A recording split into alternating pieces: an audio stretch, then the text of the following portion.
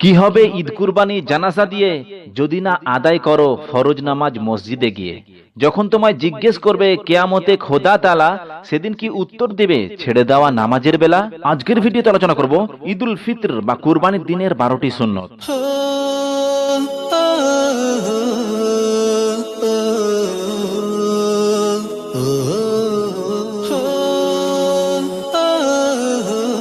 আসসালামু আলাইকুম, বিসমিল্লাহির রহমানির রহিম।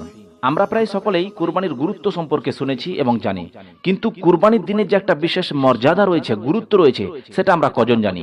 হযরতে আব্দুল্লাহ ইবনে কুরত রাদিয়াল্লাহু তাআলা আনহু থেকে বর্ণিত, রাসূল সাল্লাল্লাহু আলাইহি ওয়াসাল্লাম বলেছেন, আল্লাহর নিকট দিবসসমূহের মধ্যে সবচেয়ে শ্রেষ্ঠ দিন হলো কুরবানির দিন, অতঃপর পরবর্তী 3 দিন। এই হাদিস দ্বারা বোঝা যায় যে পশু কুরবানির জন্যই এই দিনটি গুরুত্বপূর্ণ নয়, বরং আল্লাহ তাআলা এই দিনের একটা বিশেষ মর্যাদা দিয়েছেন।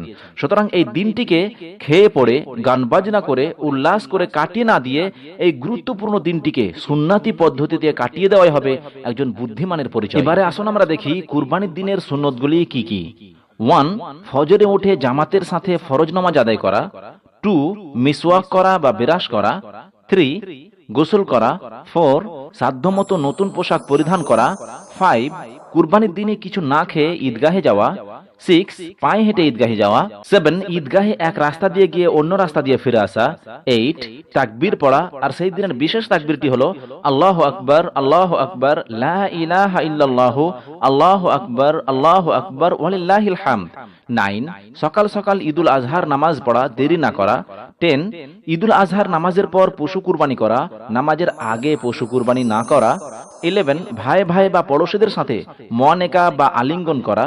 12. কুরবানির মাংস গরিব, মিসকিন, ফকিরদেরকে দিয়ে খাওয়া। আশা করছি যারা এই ভিডিও দেখলেন তারা ঈদুল আজহার দিনটিকে অবহেলায় না কাটিয়ে এইসব সুন্নতগুলি পালনের মধ্য দিয়ে অতিবাহিত করবেন।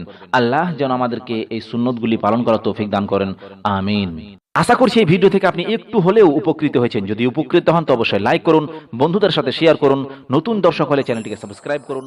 ভালো থাকুন, সুস্থ থাকুন।